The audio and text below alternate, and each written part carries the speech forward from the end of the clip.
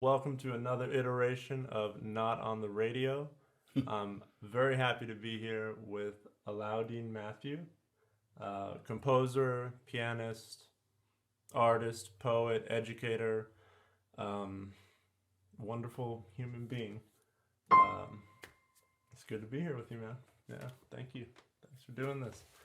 Um, what you been up to, man? Oh my gosh. Same old, but older, Uh-huh. as we can say. Um, I'm mostly, I teach for a living, so I teach a couple students a day. And I'm composing as usual, and amazingly, the composition just keeps rolling through, gets Right on. better as it goes along, I'm glad to say. That's my ideal for an artist, to keep blooming outward, Uh-huh. keep going.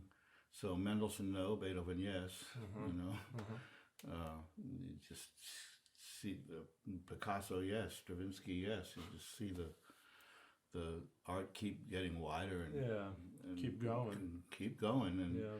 I think God lets composers get old so they can write string quartets. So Yeah, I wanted to ask you because I remember you mentioned that's what you're focusing on are string quartets right now, yeah. Yeah. I finished my second one, which will be premiered by the Telegraph Quartet in fall of 2018. And the first one was recorded by the Galax a couple years ago. And I'm just into string quartets, but I'm also into piano music. I have a student, Noam Lemish, who's playing my stuff, and I just recorded Magic Clavier books 1 and 2. Book 1 has been out. Book 2 is coming. Magic Clavier is about modal modulation. You know all about it. That's And or it's actually about the magic mode is what you can get away with in a single key, and like as follows. I'm in C, folks.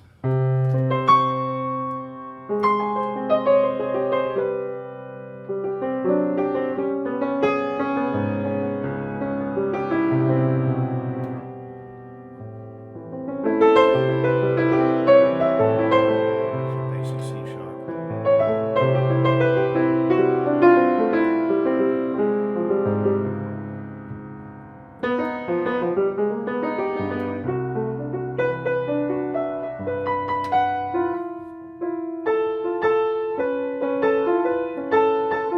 So it's all just in one key, but you have a lot of options in a single key. Well, that's book 1, piece in every key, and then book 2 is that, but it starts to modulate around first just a little bit, and then more and more and more and more, till finally at the end of the long hour you're going 6 sharps up, 6 sharps back. and the music is out, but not the is the mute like the written the notation Oh, out? it's all. Oh, yeah, that's available too. Very cool. Yeah, Very yeah, it's cool. all set up in Finale. Okay. What would you say is sort of the fundamental misunderstanding musicians have about I guess harmony or like where are music what is the blind spot you see That's a good question. Yeah. because yeah what is lacking what should be general knowledge in the musician population that isn't Be curious to know what you have to say about this. well I have I think ideas you- but but- I'm more curious what you have to say. Truth in the press here. This guy was my student for a long time, a really good one. One of the few who really did understand the whole harmonic paradigm that I've set up in my book, Harmonic Experience. It's a good book. It's a fantastic book. I'm still hanging with that book, man. I'll probably hang with that book the rest of my life. Annie Neely gave it a shout Yeah, out. okay. Oh, you told me about that. Yeah, it's cool. So anyway, the biggest problem, the biggest pedagogical misfortune is that harmonic events are given melodic names. Now that wouldn't seem terribly problematic. It's just as though, however, you would describe your relationships with people by how far away they are from you at any given moment. So, for instance, your relationship with your mother would be 3.5 miles, but later on in the afternoon it would be 10 inches, right? This is not a really clear description of that relationship. Or with the woman you love would be at this point about 25 miles away, but later on this evening. So it's just not really a good way of describing how things relate, and yet we say things are a major sixth apart or a minor sixth. We think of them in terms of their melodic distance, and which makes an octave quite a leap. Now, there's also an obviousness that octaves are perfect and fifths are perfect and fourths are perfect, but the damage done by thinking interval's a bad name in my pedagogy. The damage done by thinking interval has never really been purged from the pedagogy, from the way people think about music.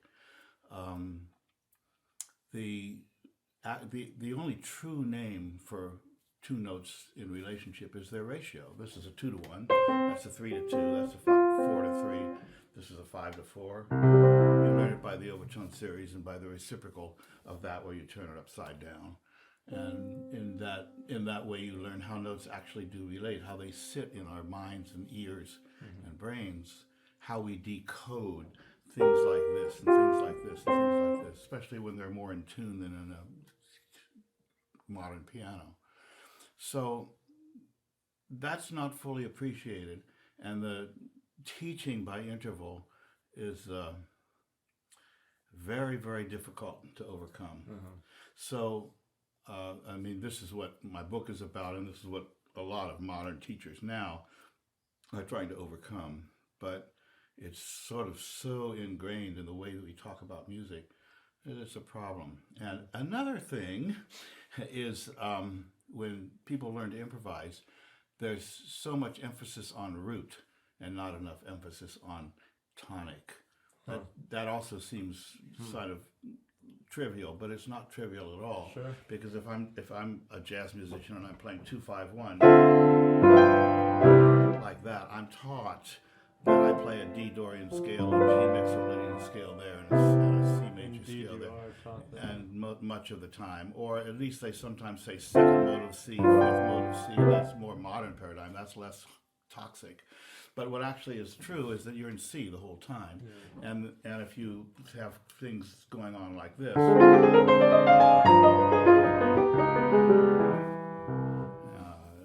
that's still in C. It's just that it's in C minor, that it's in C Phrygian with 2/7, and then it's in C major. So to understand that that's really in one key, that's the way the ear hears it. You couldn't say 2-5 flat 2 flat 7-1 and things like that unless they were in relationship to something, which is more intervallic talk, incidentally. But still, obviously, 2 is 2 of something. The truth is that the ear hears that in C. It's 2 in 1. It's 2 in the key of C, or it's 4 in the key of C, or it's 5 in the key of C. And so to fully appreciate that is really what my teaching is about, my harmonic teaching is about, that you really learn all the possibilities in one key. You learn the entire modal panoply in one key, which is what Magic Clavier attempts to show as musically as possible. But like its namesake, the Well-Tempered Clavier in Bach, where he writes, 96 beautiful pieces, but they demonstrate the qualities of the keys. That was the original purpose. So my music demonstrates the power of being in one key and being able to take full advantage of the entire modal system, from so-called Lydian to so-called Phrygian and every mixture in between. I was when I first became aware of ratios in regards to musical tones, I was so upset that it had not been presented earlier. I couldn't believe it, And so now, like in my teaching, like if I'm dealing with this, I'm teaching kids, but if I've got a student who's interested in improvising or obviously has a sense, I introduce it right away. Even little kids, I'll introduce the idea of 2-to-1. I can die in peace. Good. I had a really nice mom and a really generous, nice dad. They're educated people. I had a great bringing up with the, the issues and the traumas that are usual in humans, and a very mediocre but standard, upper middle class music education. And I went to college, and I was taught the things that you learn in college. And as I matured as a musician in my 20s, and then came to California from the Midwest, from Chicago and Cincinnati, and met more globally oriented musicians, Pandit Pranath, my guru, and Terry Riley, my mentor, and many other people who were involved in the music of the world. And I started to learn theory as it is heard and understood by the heart rather than the way I was taught it. I became angrier and angrier and angrier that it took so frigging long to understand the way the ear actually hears.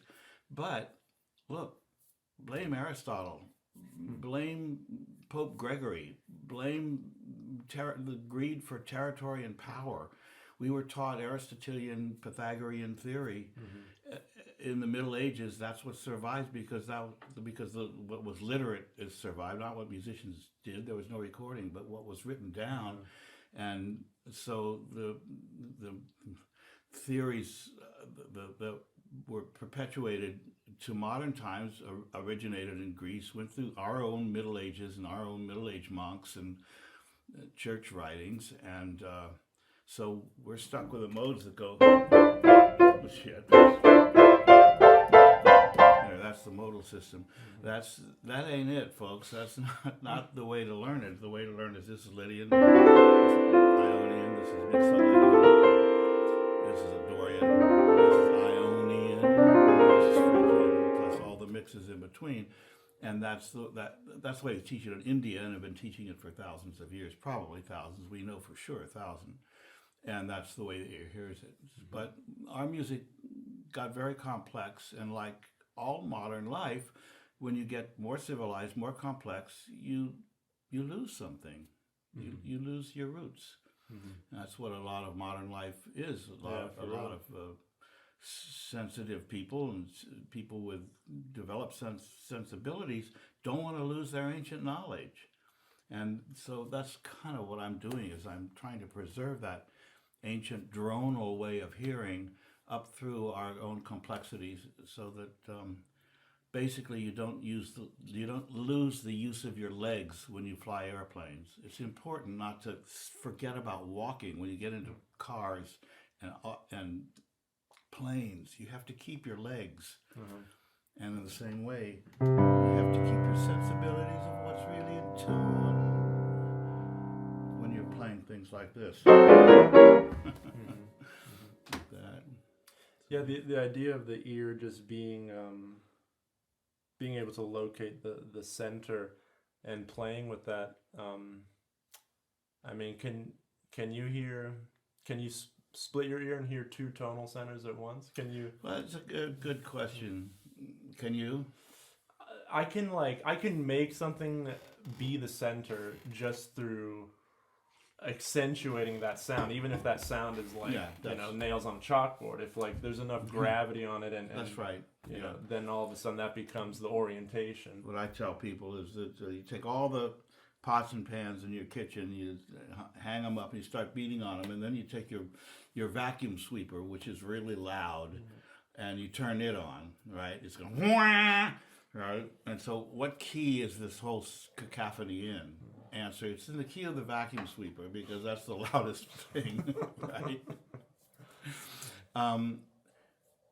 The closest bitonality that I can get to is in some Indian modes, and they have really developed that. When you, like, if you go,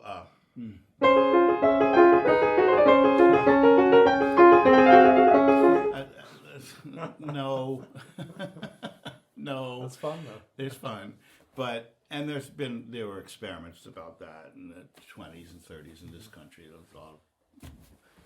It's not there, but it's not really satisfying. The thing that's really to me anyway. The thing that is, so I'm in C.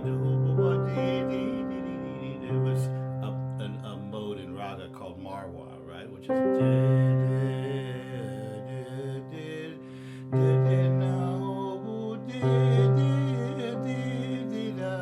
So I'm singing it in such a way that it's clearly in C, but the notes are.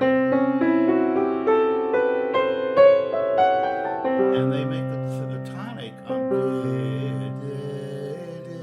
oh, say, can you see?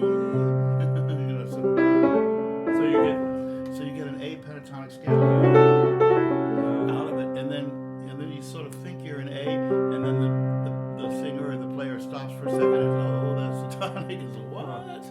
So they really make a thing out of that, and it's beautiful. And there are many modes, many rags that do that.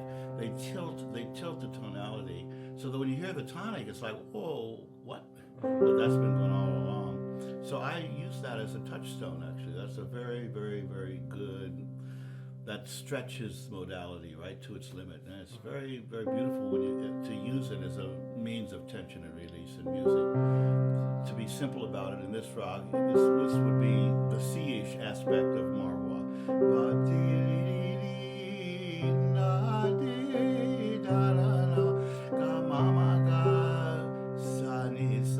But if I go, well, they call it Re, it's really C sharp. Am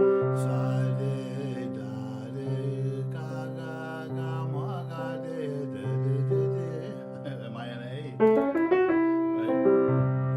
You almost get to, you can choose to, if you can tilt your ear like this, and that's very cool. Yeah, it is cool. But it's not. Yeah, it's not just compounding. You just don't do one thing on one key and one thing on another key. That's kind of doesn't work so well. It's too obvious. There. Yeah. It's just too obvious. What about I don't know, what do you have to say to, like, I don't know, musicians my age who are like in their 20s and they're almost 30 and, like, I don't know, are like sincere. I thought you were in your late 50s. I'm getting there. Got some wisdom on you. But what do you have to say to young musicians, or just, musicians who are sincere and are trying to make sense of doing music in this climate of time? I mean, if you had to impart any advice, or I don't know, beware. Get a day job. I got mine already, man. My day job is teaching, and I've been teaching forever, since I was 16, actually. I started to take students, and teaching has been very, very kind to me, and you can come study with me right now, because it allows me to live the life I want to live, which is to write the music that I want to write and play the music that I want to play, apart from the vicissitudes of the culture and the necessities of economic survival. Mm-hmm. That doesn't mean that I don't listen to the culture. I listen to the culture a lot. I mean, I'm plugged in, more or less, as much as an 81-year-old dude can be plugged in. There's no Wi-Fi in this room, is there? Yes, there is. Oh, there is. That's great. Well, sure. I mean, I'm wired up as I can be, I suppose. But it's difficult. It's increasingly difficult, especially since the internet. Well, actually, since TV, since radio,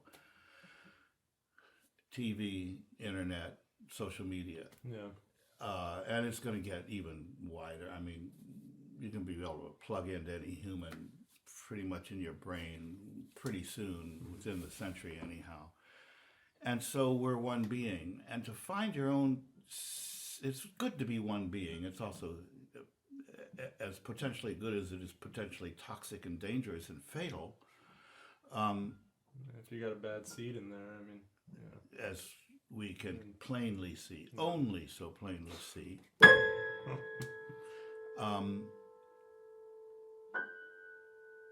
it's increasingly difficult to find your own voice, your own solitude and your own voice. And it's especially difficult when you're learning music, because how do we learn? We learn by mimicry. I sat in front of my guru for 25 years singing what he sang. Little brown man on a blanket, he's singing, and I'm imitating him as if my life depended on it, because my life did depend on it and does. You know, I learned so much just by and you know, in a good spiritual relationship, you discover your own spirituality through your guru, through your teacher. And that's true in music too. A really good teacher, you imitate your teacher because that's the way you learn. You shouldn't be afraid to imitate your teacher. But at the same time, don't let anyone claim you. You can't be claimed. The culture can't claim you. No person can claim you. No style can claim you. You have to find out what is actually yours to give. How do you find out what's yours to give? You imitate everybody. You know, you find out what works and what does not work. Everyone's mostly a pastiche of everything we've ever heard. And at the same time, we have our own contribution. The fingerprints, those are ours, right? And the spacing between the eyes, whatever, you know. I mean, everyone has their own idiosyncratic character, and that's true of one's voice. And the trick in music, the advice I give is never take your eye off of that bead to find your own voice. And it's okay to, you know, try to play like Miles Davis, or to try to play cello like Yo-Yo Ma, or whomever is your idol at the time. But there is a self, and the problem with having to make a living in music is that you sell yourself. That's how you make a living. So I haven't put out my begging bowl. I don't write grants. I accept them if I want to do the project, you know, but I don't accept them if I don't want to do the project. And pretty much the way I have my own record company and a producing company, and I pretty much pick the musicians that I want to play my music and who are eager and willing to play it. And that's how I proceeded. So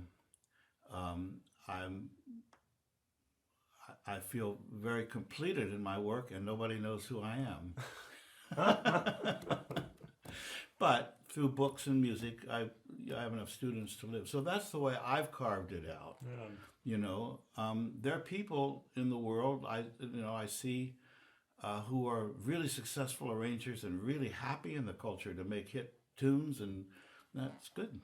Do what you want. If it's right for them. If it's right for them, it's right. You know, I've always been a kind of a lone wolf, and tried to find my own way of making music. And words are horrible.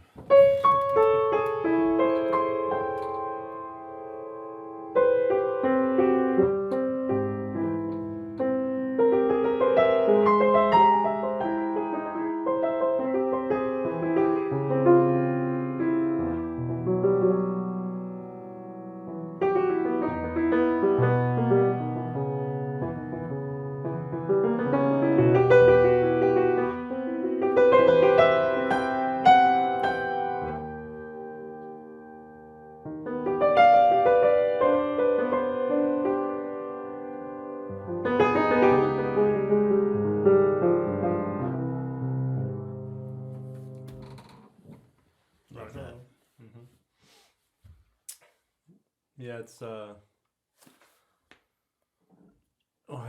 how you laid out radio to television to social media to microchips in the brain. Like I've been trying to put more of my music like on these social media things, you know, and continually doing that and getting responses and getting love and getting hate. I was told to, you know, people are pretty mean, you know, but I think it's good. I think mean, I don't know, I'm happy when the music sort of stirs the pot, and I don't know. I don't want to like provoke a reaction, but I do. You know, I want to have a response. Um, can you talk to us a little bit about like your 20s? And I mean, weren't you were hanging with some cool cats, man? And I was lucky. I went to the University of Chicago when I was 17 as an early entrant, and at that time it was sort of red flagged. It was thought it was a communist school, and it couldn't. That's because it had a lot of liberal professors with communist background. Because in the 30s, communism was like a liberal intellectual thing, especially with Jews, but with the country generally. And then communism turned out to be definitely not what those people thought it was going to be. And instead of being a promise for the liberation of the people, it turned out to be all too easy to be taken over by despots and national terrorists. And that's so you had countries that were very aggressive and powerful, greedy countries that killed their citizens by the millions, and that was communism. And so there was the Red Scare. But at the time, the University of Chicago was a very liberal, open place, and I couldn't get students because I'm not going to send my child to a communist school. And I mean, I went through that school for 4 years, and we read Marx and Engels, but we never discussed communism, except as just a form of democracy. There was no communist leading. It was just a very open intellectual place. So I got a good education. By the time I got out of there, I could write a little bit, and I could think a little bit, thanks to having to take my philosophy courses over several times in some cases. And I did a senior tutorial on changes of jazz style, which really honed my ability to be a critic and a writer, to be able to describe music. And I had Leonard Meyer as a teacher, and Bill Russo, who had just come off the Kenton Band and was a good jazz arranger. He was young. He was 27. I was 17. But, you know, he was famous, and I was in awe. And all I wanted to do was write for Stan Kenton and get an education. And that's what I did. And I was lucky. I went with Kenton, and I got a record out of it in a year. It's called Standards and Silhouette. Look it up, folks. It's a good record. It's arrangements of standard tunes played by the Kenton Band. And it was a great band at the time. And Charlie Mariano's on there. He saves the record. And really, Rolf Erickson is on it. It's a beautiful recording. And my charts. And then I got a job writing for Downbeat magazine. I was 22. And then I'd been at the university. I was playing intermission piano at the Compass Theater, which was the precursor of the Second City. The Second City started it was in rehearsal when I got off the Kenton Band. After a year on the Kenton Band, they said, "Come, we need a musical director." So I became a musical director of the Second City, the first one in 1959, and of course that became a national paradigm. Actually, I can go to a movie and tell you what beats were improvised and what games they were playing to make the scene. And I was just in the middle of all that stuff. And then there was free jazz, and I started to play free jazz with my buddy George Morris in Chicago, who's I've been playing with ever since. He's out here now. We're neighbors, basically, making records together with Jennifer Wilsey, his wife. And we have a trio called The Bloom. Check it out, folks. And that was all happening in 1960, in the 60s. And I had this job at the Second City, which didn't take up that much time. And I met Easley Blackwood, who was at the university, who was a highly trained, very eccentric, but extremely gifted composer. And I apprenticed to him. And I learned Eurocentric music that way. I learned figured bass, and I learned all those pieces, and I learned all those models, and it allowed me to siphon what I wanted to from my love of Bach and Beethoven and Brahms and Mozart. And then through my 20s, I discovered Indian music. I discovered Albert Ayler, and I discovered Cecil Taylor. And I was writing for Downbeat, so I had access to these people, the jazz people. And I continued to study and write serious chamber music and write a lot of theater music. And I was really lucky. I survived a first unfortunate marriage, and I was free. I was single. I had my time free to be with the people I wanted to be. Mm-hmm. So I was profligate and very, very studious. I practiced 6 hours a day. I mean, period. Yeah. And that's it. And went to the gig and found somebody to come home with and got stoned and got up and practiced 6 hours a day and went to the theater and just kept going on like that. And I was prolific. I wrote a lot of stuff. And because I was famous as a jazz writer and as the co-founder of this theater, co-founding member of this theater, Second City, and as a did I say a writer for Downbeat? So I had this sort of national exposure, and I felt that I was cheating people because I didn't really know. I didn't really have a grip on it. I was just young, Jewish, aggressive, and you know, creative, but not deep. And so I felt that my real calling was, I was lucky because I had enough money and I had enough of fame. And, we took a show on Broadway, Second City. So I was on Broadway when I was 23 or 4, you know. And it was just really, really, really unsatisfying because I didn't think I knew my stuff. So I spent 10 years just in deep study. The Boulanger basses and learning to be a pianist, trying to play. You'd never know it now. I'm out of practice, folks. Composing too much. And came to California when I was 30 and met all these blessed, fabulous people out here, including Terry Riley and Pandit Pranab and the Sufis. I became a Sufi disciple and later on a Sufi teacher. And that was a whole nother story from the Midwest. And the deepening that I had sought was then presented to me. My life opened up. And I started to meditate and study Buddhism and just compose, and practice, and teach. I've been doing that out here in California since I was 30, and that's 50 years, and I've been in the same spot here. Oh, you should pan around so people That's can beautiful. see. Well, maybe it's good. Yeah. So I've been very, very, very lucky, but part of the reason is because I've had my fame, and I feel that I'm what Virginia Woolf calls authentically obscure. I've earned my obscurity. Right on. I've earned every moment of my obscurity because I've worked hard, and I do have talent, and I've taught hard too, and I've learned a great deal by teaching. As you obviously know. It's very fun to.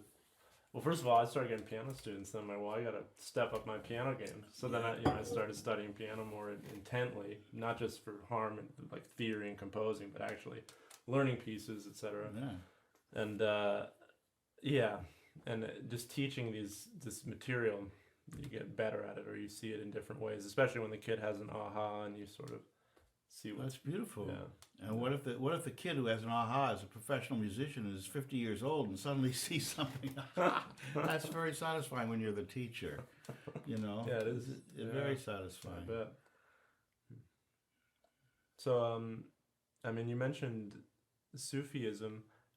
Sufism. Right. Yeah. Okay. How does your spiritual life? Do you want to talk about that? Can we talk about the inner world, or the inner world? No, Jacob. Sure. I mean, how does it inform your music? I mean, how does your spiritual inner life inform your creative work and your Good question. I'll cut to the chase. In my 20s and when people are young and usually in their 20s, they begin to see that life is more than their sense of themselves, that they're part of a larger picture, and they get more and more curious, and some of us embark on what's called a spiritual life, or they're looking at their inner life. They want to know what's beyond their own ego and also their own capacity to understand. And that goes on and on. Here's the cutting to the chase. There's a point at which your spiritual practice and your spiritual lexicon, your language for it, your concepts about what spirituality is, your accumulated experience of spiritual activity just simply falls away. It becomes indistinguishable from living life. Mm-hmm. There's no difference between inner life and outer life, ideally. Mm-hmm. That's the Buddhist definition, so to speak. I mean, it's a Buddhist way of looking at a realized person. There's only one life, mm-hmm. and I'm living it right now.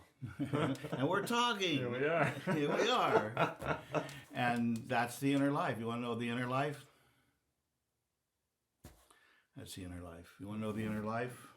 You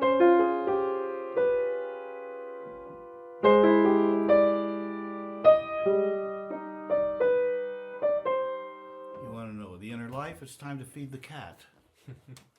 I was hanging out with the inner life the other night, and I had a lattice in front of me, mm-hmm. and I was playing in D and why don't we show the lattice? What is a lattice? What is a lattice? You tell me. You just show it. So this is a lattice of harmonic space. That's a lattice of notes, tones. Yeah, lattice of tones. Lattice of tones, and then on the flip side, we've got a lattice of chords. Where the tones come in packages called triads. So, right. So we sort of zoomed out, and going north in major thirds, south, and how would you describe south? South as major thirds reciprocally. Reciprocal major thirds, not minor sixes, right? Or no need. Yeah. Major thirds up, C, E, G sharp. Major thirds down, C, A flat, F flat, and then going east-west, more or less east-west, is perfect fifth, C, G, D, A, and the reciprocally. C, F, B flat, E flat, and that's all you need, folks. Yeah. That's all you need. It's a hell of a map, and I was hanging with this map, mm-hmm. and I went from here to here to here to here, mm-hmm. and I was just he's pointing like to C to E to B to F sharp. No, to B to D sharp. To D sharp, and I was convinced that I was hearing it as an augmented second. Like it was an augmented. Well, that because you were hearing you were on the bitonal cusp. I guess so. Yeah, but that's in my book. That's the edge. That's the thing. Is this a bridge too far? Can we really hear D sharp in the key of C? Because that's a lot of harmony. Yeah. And it gets confused in temperament. It gets confused with E flat. But I can't. I have to have an E that's in tune. I don't here because it's tempered. But if I had a really true C major chord or C major 7, you could get the D sharp to happen, no problem. But ultimately, I know I'm interrupting. Oh, sorry. Ultimately, there's no truth out there. There's no truth of harmonic theory. That's why my book is called Harmonic Experience. Mm-hmm. It's what you hear that's true. It's what you hear that's true. Right on. But what you hear that's true changes over time. It might change over 5 minutes. It might change over 5 seconds. But it's pretty sure bet that it's going to change over 5 years. And I'll bet you billions to a dime that it changes over 50 years.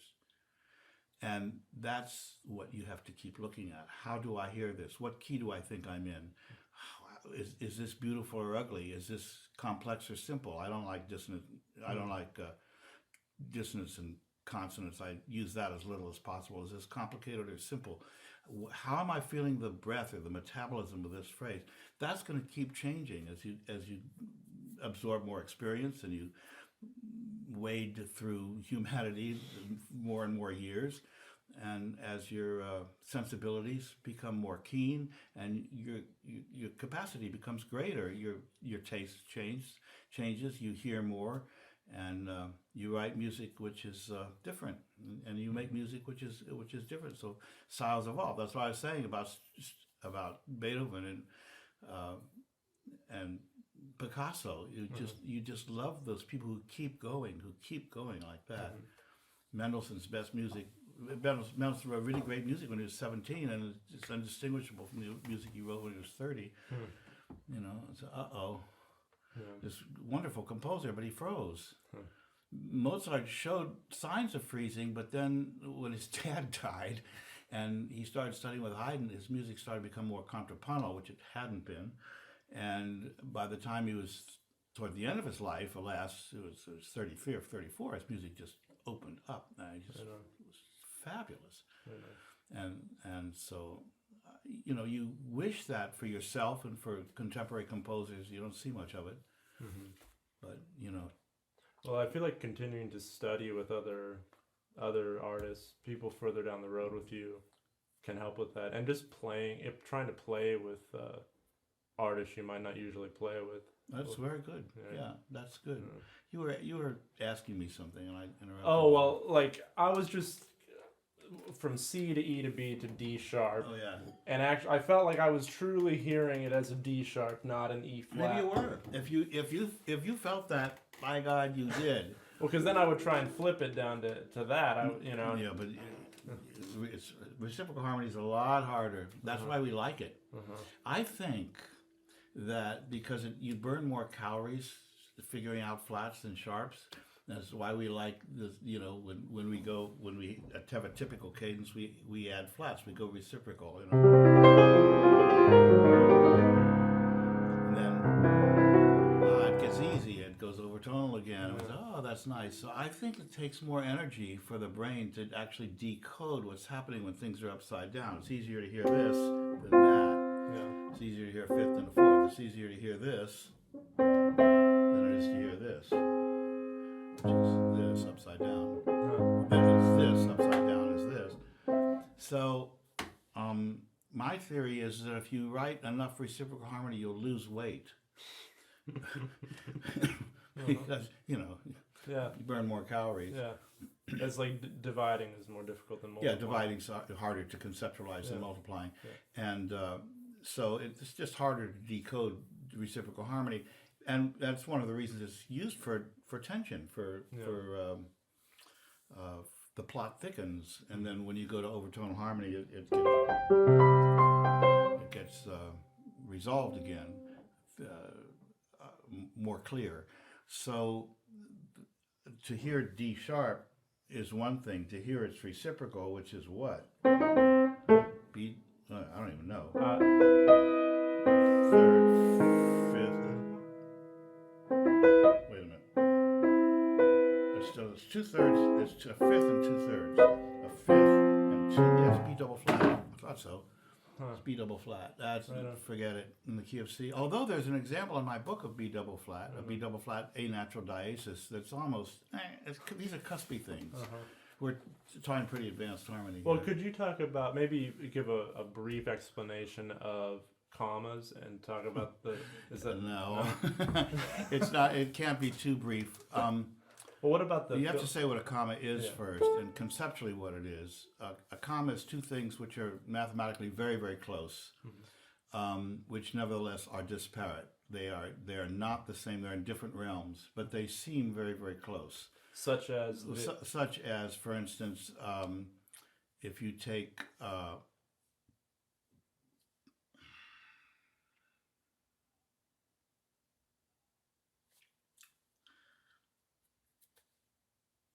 Well, okay, this is what Pythagoras figured out. If you take the number 3 and multiply it times itself 12 times, you'll get a certain number. 53,000 something. And if you take the number 2 and multiply itself times itself, 2 to the, I think it's 17th, no, it's 2 to the 19th, I forget.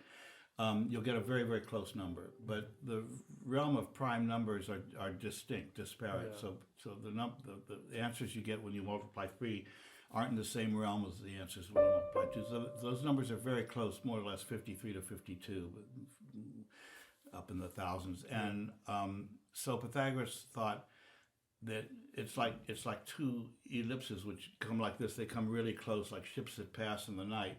They don't touch. They're from different worlds. Yeah. It's like falling in love with an alien. Okay, yeah. And you greet each other almost. And that's but no different. So goodbye. So those two things that in music, you can have tones which are very, very, very close together, but they're pitch-wise, but they're very different harmonically. Like D sharp and E flat, for instance, or many pairs, and that's what the lattice shows. Because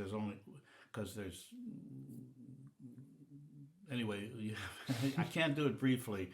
So when you have two tones that are very close together in pitch, but that show very different things, or I shouldn't say that show, but feel very differently in the body when you hear them, in the psyche when you hear them, and what the distance between those two tones in frequency, that is the interval between them, is when that's very small, that's a comma.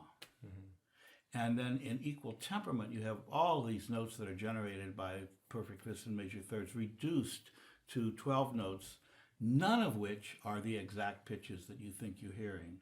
So if you go to a group of people and you say, sings this note, and then now everybody make a harmonious chord, people will sing blah, blah, sing blah, blah. It'll just come out. And then I'll say, well, I'll play it on the piano. And that's not what it is. Yeah. It's something else. This is pretty close. That's pretty screwed up. That's Flat? sharp. Oh, sharp. Yeah, it should be flat. Yeah, it should be flatter. This- It's 14 cents sharp, which is, substantial. You can really hear it. It's grating, but does that mean that it's not a C major chord? Of course it's a C major chord, duh. Have you ever seen a circle? That's a circle, right? Wrong. You've never seen a circle. Is this circular? No, it isn't, but it's close. It's very close. So we take it for that. Is this a perfect fifth? It's really close. So it sounds like, is that a major third? No, but we take it as a major third. So, but I can also make that sound like something completely different. I can make it sound like B sharp and E, a diminished fourth, by doing this.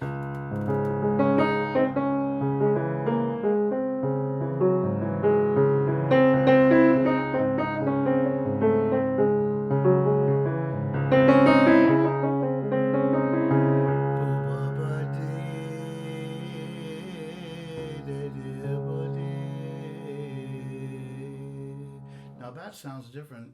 That on the piano sounds very different than that's different music. But and that's an example. And it would be different pitches if I sang it in tune. But on the piano, I can use this as either thing, and so I've broken the comma in my language. In other words, I can use this as either thing. This.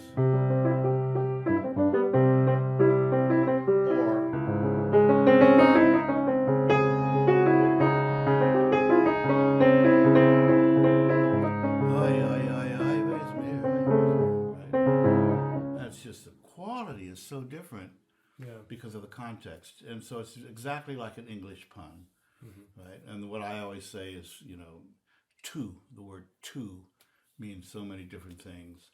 Desmond Tutu has two tutus. It was just quite a coincidence. I have two tutus too, and that makes the two of us have two tutus et tu, Desmond Tutu. So I'm saying all these different phonemes in different contexts, and it's kind of funny. And in English, it's a groaner, right? But in music, it's a swooner. Yeah. We love to hear it. Yeah. Here's an example. Here's the note. It's the black note between G and A. And I'll make it sound like G sharp.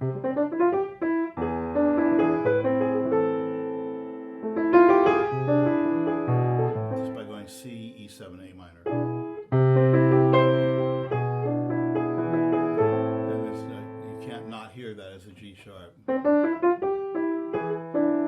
it's the 7th degree of this. Right? And now I'm in C minor.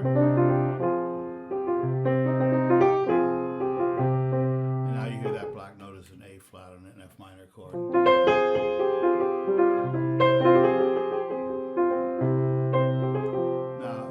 Sang those things in tune, they'd be really, really different pitches. Actually, almost a quarter tone apart, 42 cents apart. They're very different. The G is lower than the A. G sharp is lower than the A flat by a lot.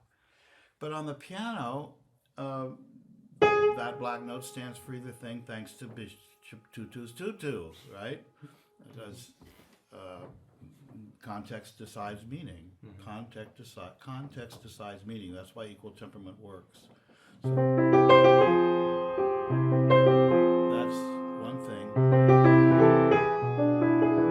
So it's just different music, different feeling, different quality. Even though it's the same lever on the piano, it's a different meaning, and it would be tuned differently by singers singing in tune or players playing in tune. So when one thing substitutes for the other, I'll go to I'll make it an E7, and I'll change it into an A flat. So I'll do it a little more musically.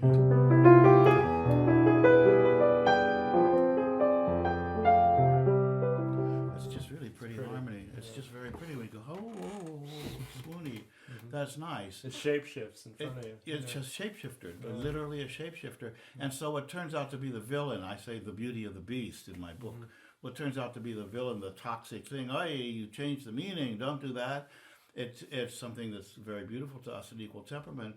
Nobody knew that was going to happen when they started to temper the scale, but then gradually, evolutionarily, it was discovered.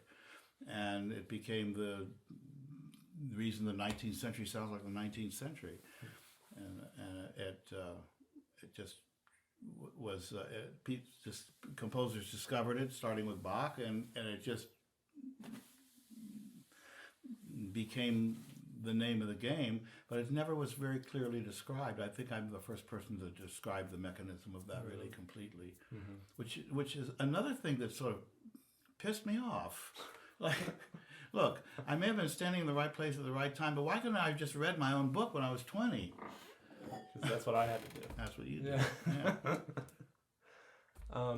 So, like, what am I doing when I demonstrate this to students? I'll take the B string on the guitar and I'll excite the second harmonic, the fifth, right, the 3 to 2, right, and then I'll That'd be F sharp, right, and then I'll excite the 5 to 4 F sharp on the D string. Oh yeah, and then they're different. They're different. That's a common. But it depends on how you're tuning the B and the if they say they're in, I guess. Yeah, the B has to be in tune with the G, and the G has to be in tune with the D. So when you make this on your guitar, that G chord, here's the strings. That's the guitar strings. When you do that, it has to be in tune. So that has to be a true major third. That has to be a true fourth. Okay. Right. Say they are. And say they are. Then that's the diesis comma. Cool. Yeah. That's good. That's a good way to do it. And the diesis? No, F sharp. Well, it's didymmic, isn't it? Didymmic comma. Yeah. Oh, we're not talking about D. Oh, we're talking about that. Yes, didymmic. It's didymmic comma. Yeah. It's long. It's not up and it's not tall. That's right. Yeah. It's the difference between 4 perfect fifths and 1 major third. If you go, it's different than. It's a different note, but same on the piano. So we've lost 90% of the audience. Yeah. Well, let's bring it back to. I mean, what about like we're talking about harmony, we're talking about relationships of notes, but in my musical world that I'm spending time with, I mean, people make noise. There's like a lot of noise, a lot of, hanging out with timbre for 40 minutes. Electronic noise. Sure. Distortion is the name of the game. Well, how do you? I mean, because you mentioned you used to play free jazz. Still do.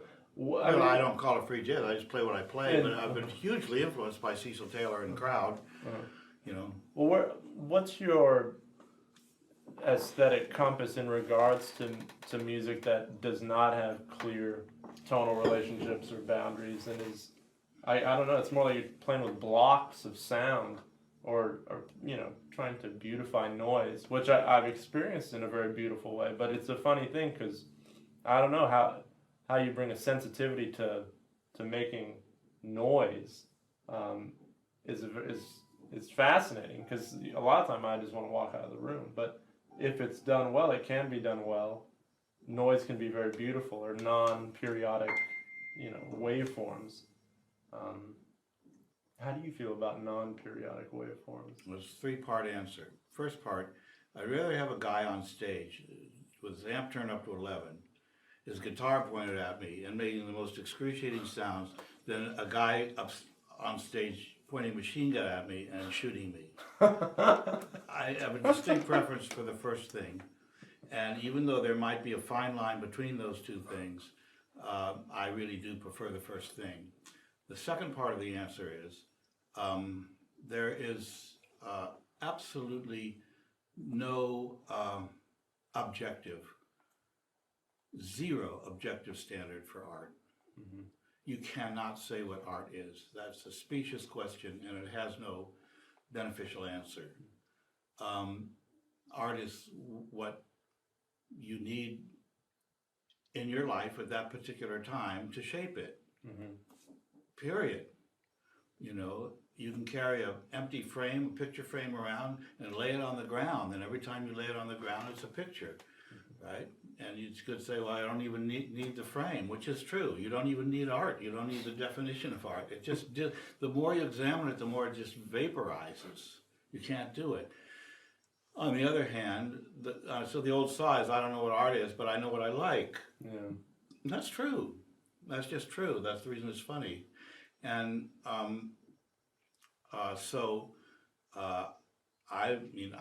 know what I like, and I wouldn't say that that anything you make that you say is art, I wouldn't say that it's not art. I just can't do that. Uh-huh. The root of the word is artificial from the Greek. Which always sort of bummed me out. Yeah, which is, this makes a specious distinction between what is natural and what's artificial, right? Hey man, I'm nature. I don't care how clever I am and what kind of machine I build or how I choose to blow up the world. I'm still nature. Come on.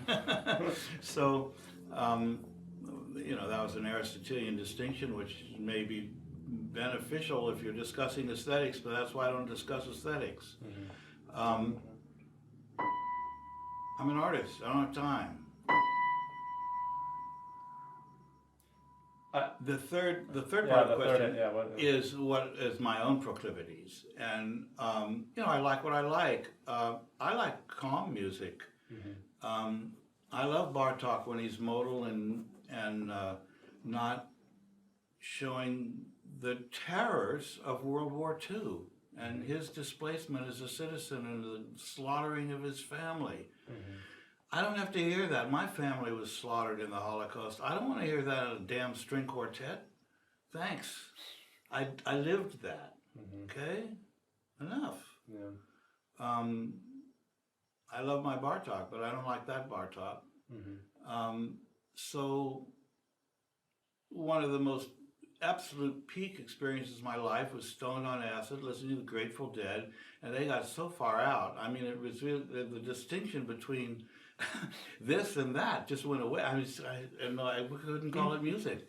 I know where I was and what was happening. It was fabulous. It's like a touchstone in my life, mm-hmm. And the thing is, everybody was stoned. It was just the whole room was in this place that was so beyond normal experience, But the reason we do that is because that is normal experience. It's just a parameter we aren't usually sensible about or sensitive to. Being in a room full of people on acid, I wish that was more normal, but I don't think. Well, whatever. However that works out in your life. But what I'm saying is that there's a lot of anger and anxiety in the world. Mm-hmm. And suffering, and it's very understandable. in my life, there's a certain amount of aggression and a certain amount of anger, and there's a great deal of peace and gratitude, and that my music shows that. But I can listen to other music that has tremendous rage in it, and terror and aggression, and I can appreciate it for what it is. I can understand the person making that music in a way that I wouldn't have been able to in any other way. And like I said before, I'd rather he was making that music than throwing bombs at me. Well, indeed, it sort of pacifies the psyche, or it's almost, art is like the safest place to put these more challenging, violent, aggressive impulses. You put them in art, and then they're placated, they're calmed, they're assuaged and for a time. And they're shared. Yeah, and they're shared. They're seen, right? They're exposed, and they're acknowledged. Yeah. And that it's better to acknowledge it that way than to bury it and increase its toxicity. Indeed. Yeah. Indeed. Yeah. Yeah. So that's a good question. And we made a great answer. I think so. I think so. Gosh. What else on your mind, man?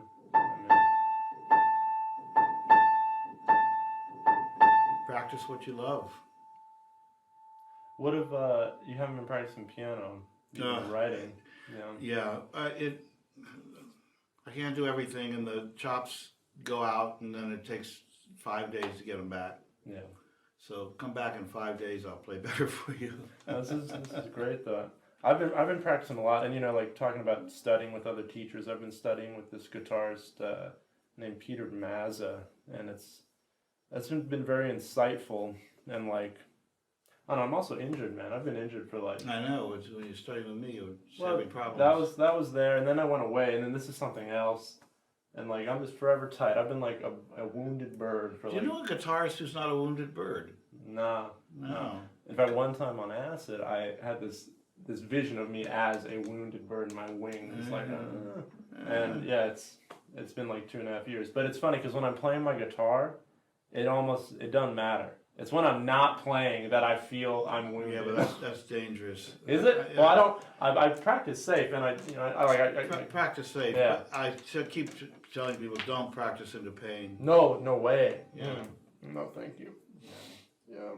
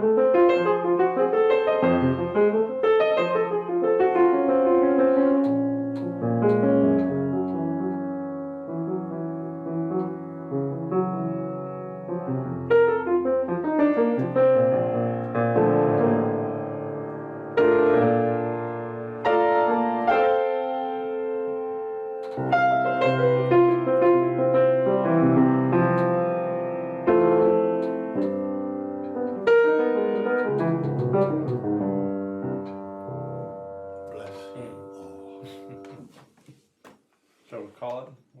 Yeah. All right. Thank you for tuning in. Yeah. Thanks for listening. Once again, Aladdin, Matthew, thank you so much, brother. Thank you. Thank you. Good work you're doing. I hope so, man.